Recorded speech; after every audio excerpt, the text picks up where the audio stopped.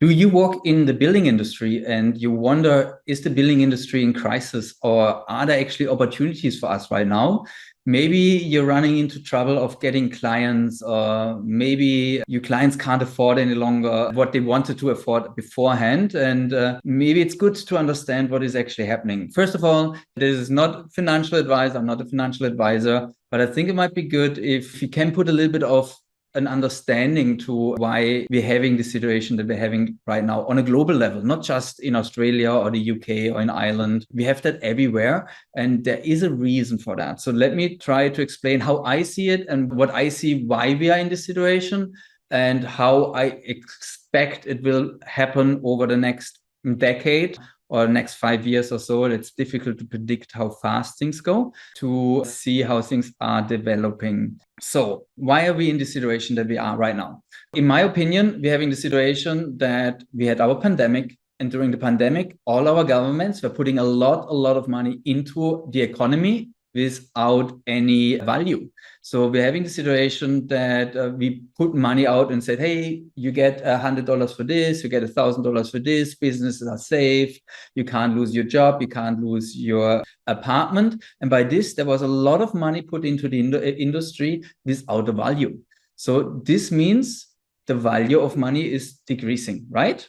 Because if you're putting more of something in, then we're having less value of it. Yeah, it's like there's no scarcity. The similar thing we have seen in the opposite during the pandemic, the toilet paper, what made no sense at all. But from one day to the other, toilet paper was the most valued product out there. And we were all running for the stores and buying toilet papers. I was like, no, I don't want to buy toilet paper. It makes no sense. Like it's like throat related. It's like all up here. It's don't need toilet paper for that. But at the end, there was no toilet paper left. There was only a pack left. And obviously, what did I do? I bought that one as well because I said before, I don't have toilet paper in 3 months. I'd rather buy it now. Yeah, so that's the emotions that always play with it. And that's as well what is happening now with there's more money in it. Everybody has more money and everybody is willing to pay more for the things. And so that's the value of money is going down. Yeah, we saw that as well, that behavior in the industry from a purchase perspective. A lot of people were buying far more stuff than they usually have been buying. As well, on holidays, they were willing to spend more money for their accommodation, for their flights, for everything, because during the pandemic, you can't spend it. So money was accumulating, and now you were willing to spend the money. That's the reason why we don't see really a decrease on like GDPs and stuff like that. But on the other hand, we see the money value going down. And that's the reason why the national banks are counteracting that by increasing interest rates. Yeah. So we are increasing interest rates massively over the last 2 years. And out of this, money is getting expensive. Yeah, so we're trying to get that counteraction to the value of money. So we are actually counteracting it by making money expensive. But now what that means, especially for our industry, the building industry, means that nobody can afford to buy and to build. Yeah, because 7% more of an interest rate means that the money that people can now lend with this higher interest rate in Australia is 30 to 40% less. They can lend about 30% less because of it. But on the other hand, because the construction was getting more expensive at the end, they're more at the 60% what they can, what they were able to afford before the pandemic, and where we are now, like in a year time frame, more or less, the change was like 35-40%. Yeah. So now as a client, obviously, you're saying, why should I spend now 40% more to get the same thing that was a year ago able to pay for? Yeah, or you have clients that you have done now plans with, and they're going now to construction, and now they're seeing everything is so much more expensive than predicted. And that's the reason why we're having that problem, because money got so expensive, and because of money getting more expensive with that higher interest rates, now the amount of money that people can actually borrow is less. And in the same time, construction was going up in price. So we have this crisis in the building industry that it is difficult to find clients these days from a design perspective and from a construction perspective. And what is happening at a counterpart of this is that the rental the rentals are going up in price. So if you're having rentals right now, you're probably laughing because you can put up the price bit by bit, because people are not buying, they're rather renting. And by this, the renting industry is rather booming and it's going up. And we're not building enough living spaces for our population, especially in the Western world, like in Europe and in Australia, New Zealand. We're having theoretically a growing population because people are coming in our country. And by this, we need more and more living spaces. And as well, old stock needs to be replaced with new stock, and it needs to be upgraded to our new energy standards and new performances.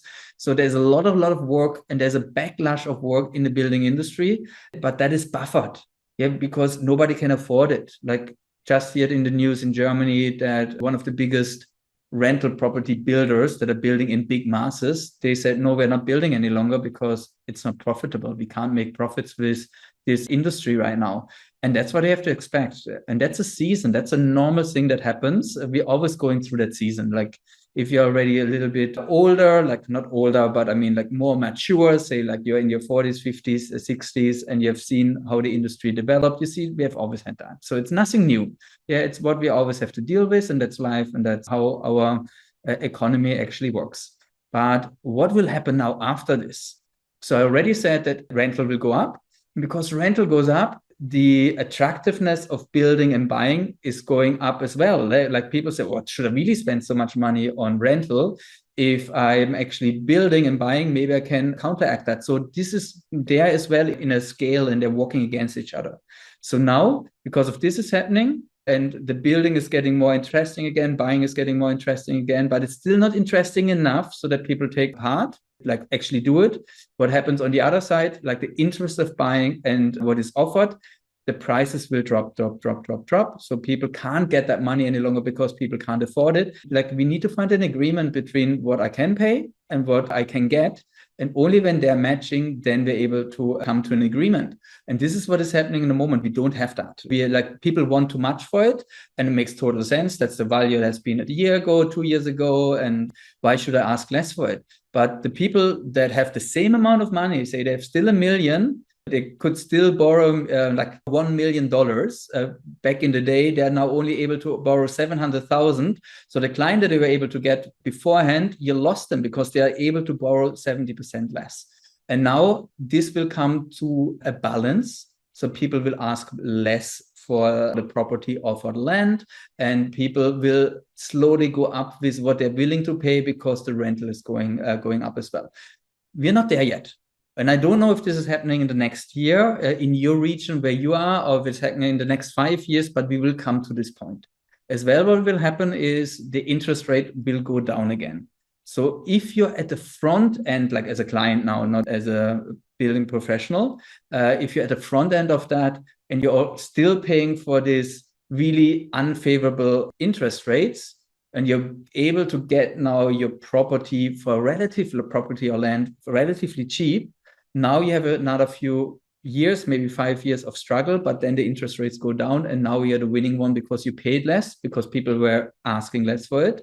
And now because of your interest rates are going down over the time that you're paying it off, you're actually having an easier life. So at the end, in the next 2 years, it's probably the right times to invest. And we will see that our clients will go down that route in the next 2-3 years. But what do we do in that time frame? What do we do until actually the whole thing is booming again? Especially if you're coming from this high performance industry like I am, like passive house is all what we do. And we're teaching passive house because we believe if we do something, we should do it right, and we should build quality. Yeah, especially if we do something for 100 years, like a building should stay for 100 years. So we need to get that right. Yeah, like it makes no sense to just bang something, make money, and then move on. It just feels wrong for me personally. But you might be different. You say, hey, I want to cycle it through every 7 years and make my profits, and I don't care about the environment or care about what is happening for the next generations. But if you as well, somebody wants to build and design value and have something that you've built for 100 years, what is amazing, then what is the right thing to do now? So I think if you're a business owner, you need to build your business. You need to structure your business. You need to make your business leaner in its operation, not letting people go because they're skilled people and you don't want to lose them, but you want to make your structures more automated, more valuable so that you're able to deliver more for the same time or for this with the same team. And that's what is actually happening now. Like, success stories are built in crisis. So if you're in a crisis right now in the building industry, then probably this is the time for you as an entrepreneur, as a business owner, to actually go ahead and invest into building that. If you're able to make it now, if you're able to make that difference now with saying, hey, I'm able to offer this for you for less money than the others, or like I'm able to do it for what you can actually pay for, or you're able to optimize processes in your build in your structure and be ready for this massive boom that will come, don't know when, 2 years, 3 years, 4 years, when everybody wants to build again, everybody wants to upgrade again, then you should have the structure in your business ready to actually execute that. Yeah. So as well, education. Yeah. Like, what is the lack of education that you're having in your business? Does it make sense to add education and competences into the business? If you have done the passive house training, maybe thermal bridging, or maybe learning really how to use PHP and SketchUp and Design PH and all the bits and pieces. Yeah, and maybe as well software related, going down the AI, the artificial intelligence, what is happening now as well. It's massive, massive changes.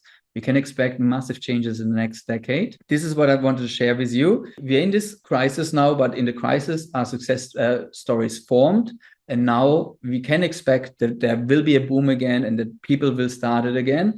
And we now need to see that we can deliver more for less in the next years, or we can deliver more for the same by adding additional services. So hopefully this was helpful. If you want to hear more like this and want to get insights on this bigger picture, not just passive house, please let me know and I can share my thoughts on that. Thank you. Bye-bye.